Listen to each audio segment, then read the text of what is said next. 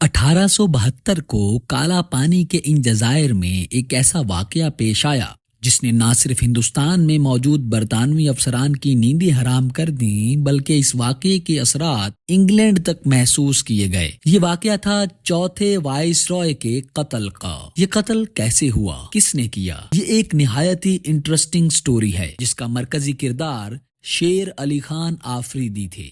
लेकिन अफसोस की बात है कि हमारी तारीख के सफ़हात इस दिलेर शख्सियत के बारे में खामोश हैं। इसकी वजह शायद ये भी है कि आज़ादी के बाद, हिंदुस्तान की तकसीम के बाद, आज़ादी के इन मतवालों को भी मजहब की बुनियाद पर तकसीम कर दिया गया। ये सिर्फ हिंदुस्तान के दिलेर और बहादुर बेटे थे। अपनी जान कुर्बान करते वक्त उन्होंने बिल्कुल भी ये नहीं सोचा होगा कि आने वाली नस्लें उन्हें हिंदुस्तानी होने की बजाय मुसलमान, सिख और हिंदू समझेंगे। ऐसा ही कुछ शेर अली के साथ भी हुआ, जिन्होंने बड़ी बहादुरी के साथ लॉर्ड मियो को कत्ल कर दिया था। शेर अली खान दरअसल आज के पाकिस्तान के खैबर पख्तूनख्वा सूबे के रिहायशी थे। वो कमिश्नर पेशावर के दफ्तर में काम करते थे और बहुत दयानतदारी से अपनी खिदमत अंजाम देते रहे। उनके खानदान में काफी देर से दुश्मनी चलती आ रही थी। एक बार उन्हें खबर मिली कि उनका एक दुश्मन पेशावर आया हुआ है, जिसको शेर अली ने ढूंढ कर एक बाग में कत्ल कर दिया, जिस पर उन पर कत्ल का मुकदमा चला और उन्हें फांसी का हुक्म दिया गया। बाद में उनकी सजाए मौत को उम्र कैद में तब्दील करके उन्हें काला पानी भेज दिया गया, जहां पर उनका कैदी नंबर 1557 था। काला पानी के जजायर में रहते हुए शेर अली मजहब की तरफ माइल हुआ। वो रोजे रखता था। अपनी मेहनत मजदूरी की कमाई से जो कुछ बच जाता उसका खाना पकाकर मस्कीनों में तकसीम कर देता। इस वजह से वो काला पानी के कैदियों में हर दिल अजीज था और जेल हुक्काम ने उसके अच्छे चाल चलन की वजह से उसे कैदियों का खादिम मुकर्रर कर दिया। इस वजह से वो अब जजायर इंडमान में हर अहम मुकामात पर आता जाता था। यहाँ पर कैदियों की हालत देखकर और गोरे अफसरान का जो कैदियों के साथ रवैया था उसे देखकर उसे बहुत ही दुख पहुंचता। इसी दौरान इंडमान में ये खबरें पहुंची कि अजीमाबाद के नडर और बहादुर जंगे आज़ादी के मुजाहिद मौलाना पीर अली को फांसी दे दी गई। इसके अलावा कोलकाता हाई कोर्ट के जस्टिस नारमन को कत्ल करने वाले मुजाहिद अब्दुल्ला पंजाबी को भी फांसी दे दी गई। तो शेर अली ने अपनी करीबी दोस्तों को कहा कि फिरंगी हम हिंदुस्तानियों को शायद इंसान भी नहीं समझते, और उसने इरादा कर लिया था कि वो गोरों से इसका बदला लेगा। अब दूसरी तरफ हिंदुस्तान के चौथे वाइसरॉय लॉर्ड मियो, जो कि 1861 में हिंदुस्तान में तशरीफ लाए थे, उनको बर्र-ए-सगीर में रिफॉर्म्स लाने में बहुत दिलचस्पी थी और जजायर इंडमान भी उनकी प्रेफरेंस लिस्ट में थे। इन रिफॉर्म्स के लिए उन्होंने सबसे पहले अपने एक करीबी जनरल स्टीवर्ट को इंडमान जेल के सुप्रिटेंडेंट के ओहदे पर तैनात करके इंडमान भेजा। कुछ अरसे बाद 1872 में लॉर्ड मियो ने इंडमान के दौरा के बारे में प्लान किया। चुनाचे वो जनवरी 1872 को कोलकाता से रवाना हुए और 18 फरवरी को सुबह 9 बजे इंडमान पहुंचे। उनके साथ उनकी वाइफ लेडी मियो और आला हुकूमती ओहदेदार भी शामिल थे। जैसे ही उनका जहाज पोर्ट पर पहुंचा, वाइसरॉय साहब को 21 तोपों की सलामी दी गई। पुलिस और फौज उनके आगे पीछे तैनात थी। अपने इस पूरे लाओ लश्कर के साथ उन्होंने जजीरों के अहम मुकामात का विजिट किया, जिसमें कैदियों का जनाना और मर्दाना अस्पताल, कैदियों के सेल्फ सपोर्टिंग गांव और मुख्तलिफ हुकूमती दफातर भी शामिल थे। इसी दौरान वाइसरॉय साहिब ने पुरतकल्लुफ लंच किया और थोड़ी देर आराम करने के लिए चले गए। काला पानी के कैदी भी वाइसरॉय साहब की आमद पर बहुत खुश थे, क्योंकि चीफ कमिश्नर और दीगर अफसरान ने इन कैदियों को यकीन दिलाया था कि अच्छे चाल चलन वाले कैदियों को वाइसरॉय साहब उनकी सजा में कमी करके उन्हें रिहा कर देंगे। आहिस्ता आहिस्ता सूरज गरूब होना शुरू हुआ।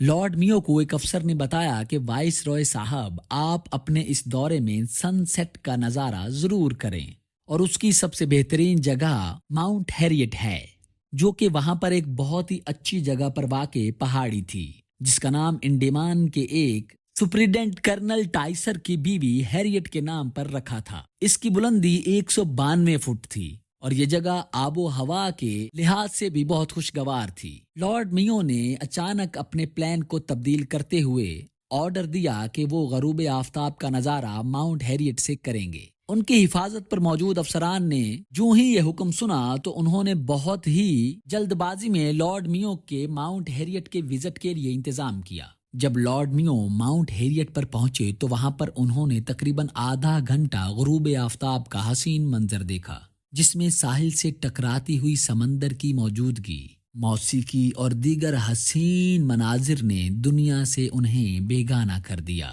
لارڈ میو نے اپنی پرائیویٹ سیکرٹری سے کہا کہ ایسا خوبصورت نظارہ میں نے عمر بھر نہیں دیکھا۔ یہیں کھڑے کھڑے انہوں نے ایک تجویز پیش کی کہ یہاں پر ایک سینیٹوریم قائم کیا جائے۔ اس کے علاوہ اس آئس لینڈ میں ٹرین سروس شروع کرنے کے بارے میں بھی تجاویز دی گئیں۔ جہاں ایک طرف لارڈ میو بہت ساری پلاننگ کر رہے تھے، دوسری طرف شیر علی آفریدی بھی ایک پلان بنا چکا تھا۔ اس نے سارا دن عبادت کرتے ہوئے گزارا اور اپنے اللہ تعالیٰ سے دعا کی کہ اسے اس کے مقصد میں کامیاب کرے۔ اس کے علاوہ جو اس کے پاس ایک چھرا تھا اس کو بھی اس نے بہت تیز کر رکھا تھا۔ اس وقت انڈمان کے جزائر پر کسی بھی انسان کو یہ علم نہیں تھا کہ تھوڑی ہی دیر میں ایک ایسا حادثہ پیش آنے والا ہے جو کہ تاج برطانیہ کو ہلا دے گا۔ شام ہو رہی تھی، غروب آفتاب ہو چکا تھا۔ تقریباً 7 بجے وائس رائے صاحب نے وہاں سے واپسی کی راہ لی۔ وہ اس بات سے بالکل بے خبر تھے کہ یہ شام، جو کہ ایک بہت ہی حسین شام تھی، یہ ان کی زندگی کی آخری شام ہونے والی ہے۔ اندھیرا ہو چکا تھا۔ 2 مشعل والے لارڈ صاحب کے آگے آگے جا رہے تھے، ان کے دائیں بائیں ان کے پرائیویٹ سیکرٹری، جن میں ایک لیفٹیننٹ اور ایک کرنل تھا۔ اس کے علاوہ پولیس فورس کے 100 کے قریب جوان بھی ان کے ارد گرد موجود تھے۔ لارڈ میو نے جیسے ہی بوٹ کی طرف جانا چاہا، اس وقت اچانک لارڈ صاحب کے پیچھے ایک زوردار کھٹکے کی آواز سنی گئی۔ چونکہ زیادہ روشنی نہیں تھی، اسی لیے کسی کو کچھ سمجھ نہ آیا۔ قریب کھڑے لوگوں نے دیکھا کہ ایک آدمی لارڈ صاحب کی پشت سے چمٹا ہوا ہے اور بجلی کی تیزی سے چھری کے وار کر رہا ہے۔ وائس رائے کی سیکیورٹی پر موجود لوگوں نے حملہ آور پر قابو پا لیا، لیکن لارڈ میو پانی میں گر پڑے۔ جب انہیں پانی سے نکالا گیا تو ان کے جسم سے بہت سارا خون بہہ رہا تھا۔ چند منٹوں میں ہی ان کی جان جسم سے نکل گئی اور حملہ کرنے والا شخص کوئی اور نہیں، شیر علی خان تھا۔ 1856 سے 1948 تک 21 اعلیٰ ترین گورنر جنرل یا وائس رائے تعینات رہے تھے، جن میں سے صرف ایک لارڈ میو تھے، جنہیں ہندوستان میں قتل کر دیا گیا تھا، اور یہ صرف اور صرف ایک تنہا شخص کا کارنامہ تھا۔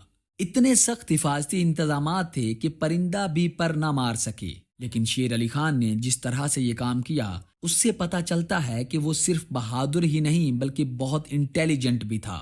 شیر علی خان کو موقع پر ہی گرفتار کر لیا گیا۔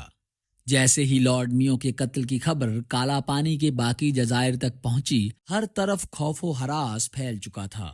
انگریزوں کو بھی یقین تھا کہ شیر علی اکیلا اس جرم میں شریک نہیں ہے، بلکہ اس کے ساتھ یقیناً ایک گروہ بھی شامل ہے۔ تفتیش کے لیے ڈپٹی کمشنر کولکتہ کے علاوہ ایشوری پرساد کو بھی بھیجا گیا۔ بہت سے قیدیوں کو شیر علی کے ساتھ پھنسوانے کی کوشش کی گئی، لیکن شیر علی نے کسی بھی دوسرے قیدی کا نام نہیں لیا۔ جب اس سے یہ پوچھا جاتا کہ اس نے یہ حملہ کس کے کہنے پر کیا، تو اس کا جواب ہوتا کہ میں نے یہ کام خدا کے حکم سے کیا اور اس میں کوئی دوسرا شخص شریک نہیں ہے۔ اور بالکل کولکتہ کی عدالت نے 21 فروری 1872 کو شیر علی کو پھانسی کی سزا سنا دی، اور اس طرح 11 مارچ 1872 کو وائپر آئی لینڈ میں شیر علی کو پھانسی دے دی گئی۔ جب اسے پھانسی گھاٹ کی طرف لے جایا جا رہا تھا تو اس کے چہرے پر خوف یا گھبراہٹ کا دور دور تک نشان نہیں تھا۔ اس نے پھانسی کے پھندے کو چومتے ہوئے گلے سے لگایا اور کلمہ پڑھتے پڑھتے اپنی جان دے دی۔ اس کی لاش کو ڈنڈس پوائنٹ لے جایا گیا اور وہیں اس کی تدفین کی گئی۔ اس کی قبر کا کوئی نام و نشان نہیں ہے۔ ماؤنٹ ہیریٹ پہاڑ پر آج بھی ایک سرکاری بورڈ لگا ہوا ہے جس پر یہ الفاظ لکھے ہوئے ہیں، یہی وہ مقام ہے جہاں 8 فروری 1872 کو شام 7 بجے وائس رائے لارڈ میو کو سزا یافتہ قیدی شیر علی نے حملہ کر کے قتل کر دیا تھا۔ شیر علی خان کو 11 مارچ 1872 کو وائپر آئی لینڈ پر پھانسی دی گئی۔ اس کے علاوہ شیر علی خان کا کوئی نام و نشان تاریخ میں باقی نہیں چھوڑا گیا۔ شیر علی خان کی روح آج بھی پکار رہی ہے کہ مجھے کب انصاف ملے گا۔ میری اس قربانی کو بھلا دیا گیا۔